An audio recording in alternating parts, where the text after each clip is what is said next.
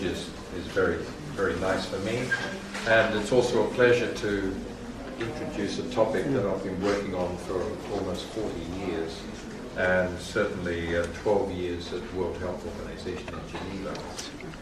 So, the talk that I'm going to give is going to give a very brief summary of a number of key issues about radio frequency emissions from mobile phones and the base stations, how they interact with tissue, what cancers do we study and why do we study those cancers and not others, limitations of the science, what the scientific review says, and as Ravi mentioned, the IR classification of radio frequency fields as a 2B carcinogen. Are children more sensitive to electromagnetic fields than adults? Activism in science, there is a lot of activism, and I just want to respond to that. What the World Health Organization does and what information is available from WHO. So, wireless technologies are obviously going to stay with us. They're a fact of life and there's no turning back. If you lose your mobile phone, you're feeling lost. Certainly politicians have their cell towers turned off, they can't function. So we need mobile phones. The issue in India seems to be base stations. Scientists are not so worried about base stations because the base stations emit levels about 1,000 times less than a mobile phone. And base stations are everywhere, as you know. There's actually 3 base stations on top of the headquarters of WHO in Geneva, and this is where they are. I just want to mention that radio frequency fields are both electric and magnetic fields, and they propagate normally in the far field as perpendicular to each other. And what happens is that when you have polar molecules, these are molecules that have positive charge and negative charge. If you have a radio frequency field on the exposing these molecules, they tend to agitate. They turn up and down. You'll see the electric field, the E, with the arrow. When the radio frequency field comes in, it'll turn the E up, the electric field up and down, so the polar molecules keeps flipping in the field. By doing that, it has a certain amount of energy which is converted to heat. So the established effect of radio frequency fields is heating of tissue, and this is why we have microwave ovens, because you can use a very intense radio frequency field to cook food, but instead of cooking it like infrared, which is the normal oven that we use, which penetrates only on the surface of the tissue and then it cooks by conducting the heat inside, microwave ovens penetrate a little deeper, and so it's cooking from maybe a few millimeters up to a centimeter inside the tissue, and so it'll cook faster and more efficiently and it uses less power because it's fully absorbed within the tissue. So heating is what is the basis of the international standards, because it's been found, and there's been 20 or more years of study to find out whether there's any non-thermal effects, non-heating effects of radio frequency fields. And some have been found, but none of those have been found to have any impact on health. So, the other thing we need to know is there is a difference between biological effects and health effects. Now, you will see reports from time to time from scientists saying that they've got a biological effect that they found from exposure to radio frequency fields. Now, a biological effect is any physiological change that occurs from this exposure. If you go out into the sun, you'll feel a bit warmer. You'll show an increase in temperature, which you compensate for by greater blood flow, by sweating if it's particularly high amount of energy absorbed. You compensate, and so you don't get any adverse effect from it, unless you get heat stress by continued prolonged high exposures. So the body can compensate for any biological effect, but there are some biological effects that the body can't compensate for. They are adverse health effects. And so any study that comes out with a biological effect needs to be assessed to find out whether it could be an adverse health effect. Head cancers are studied a lot. Scientists were, as I said, much more interested in the mobile phone because it's next to the head. It exposes over 1,000 times more than base stations. And so scientists said, okay, if you have your mobile phone next to the head, which are the locations that you're likely to get cancer? Which are the most critical locations? And so the glial cells in the brain, which surround the nerve cells, you could get glioma. Meninges tissue surrounding the brain, you could get a meningioma.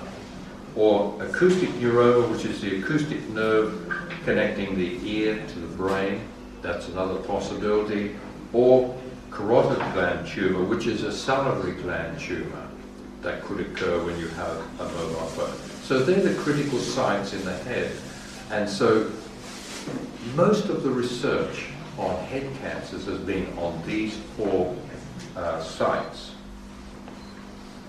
Now, how does science study these effects? Because it's okay knowing what you want to study, but how is the best way to do it? There's a number of different types of study.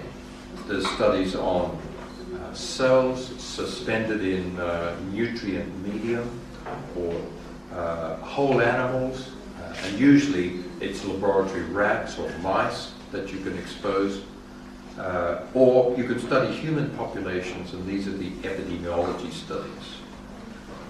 When you assess health risk, the epidemiology studies, which are direct studies on human populations in their normal environment, are given the most weight. So if you get positive effects in epidemiology studies, that raises the alarm bells, first of all. The problem is those studies are subject to biases or confounding or errors. And I'll mention a bit of this a bit later. So what epidemiology studies need is support from well-conducted animal studies. And IARC says that if you can show that this agent will produce cancer in 2 different species of animals, and this is why you use laboratory mice and rats, if you can produce those cancers in those 2 species, it's most likely to occur in humans. So, other things that we need to know, all studies must be replicated or confirmed, because scientists in doing the best they can still make mistakes in the studies that they do. So they need to be reconfirmed or replicated.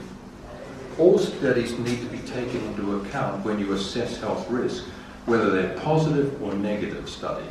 Because if someone comes up with some negative result, they can't find any effect. If you have a look at the study, you probably find that they had so few animals they couldn't find an effect anyway. So the study is not informative. Or if it's a positive result, they may have done something strange, which is not the way it should have been done, and they got a false positive result. So only the well-conducted studies are the ones that you use for a good health risk assessment. Now, science is limited because it can't prove something doesn't occur. So when you ask the question, can mobile phones cause brain cancers? It has to do a large number of different types of studies to add confidence that the result that you get is what it should be. So, confidence is then gained if all the in vitro, the animal studies and the epidemiology studies all point to the one conclusion. Then you feel confident, yes, this agent either produces cancer or it doesn't. So that's what the general health risk assessment process does, because of the limitations of science.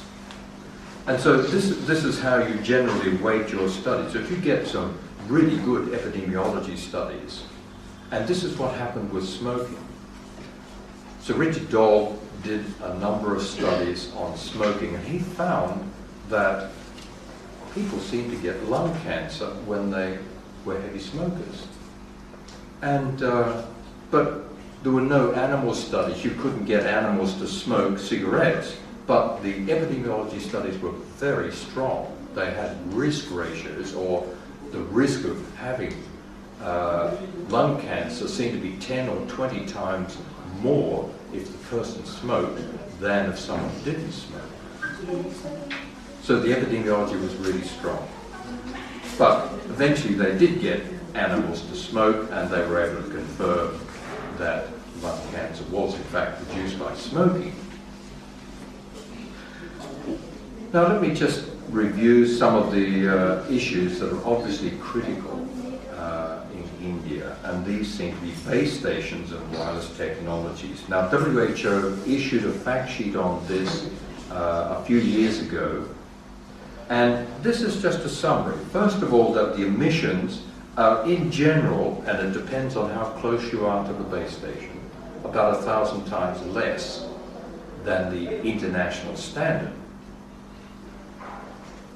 And there's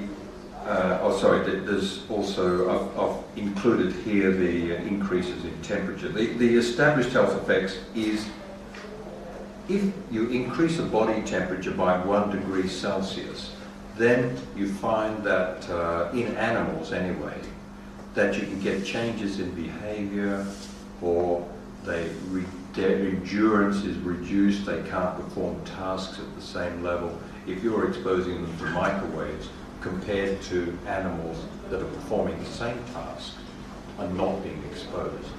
So these are the most sensitive health effects that occur, and they occur when body temperature is increased by more than 1 degree Celsius. So that's the basis of the international standards, making sure there's no way anyone can be exposed in such a way that their body temperature will be increased by more than 1 degree C.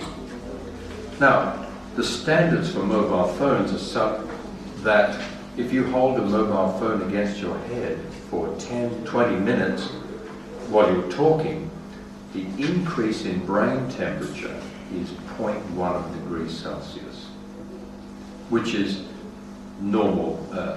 It's smaller than the normal variation in temperature that occurs in the body anyway. As I said, the signals from base stations and wireless technologies are at least 1,000 times below the ICNIRP standards on average. Now, another fact is that the body absorbs 5 times more of radio and television signals than the signals from base stations.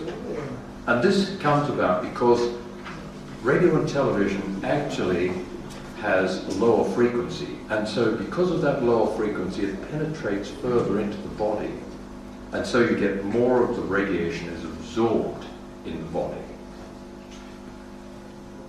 Base stations operate at much higher frequencies, and so they penetrate only a small distance into the tissue.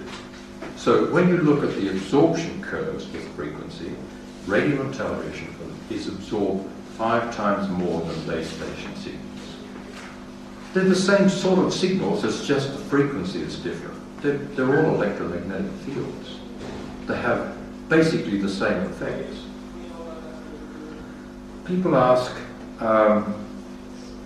because mobile phones and base stations emit signals that are not analog, not sinusoidal, but they pulse them in such a way that that's where the information content of the wave is. It's called a modulated wave. Does modulation of the field cause any unique adverse effect? And the answer is no. And the reason is that the signal strength is too weak to be able to produce any unique effect. If you have very high peak intensities with a modulated field, yes, you can. You get some pulsing effects that I won't go into. But these fields would be way thousands of times above any base station.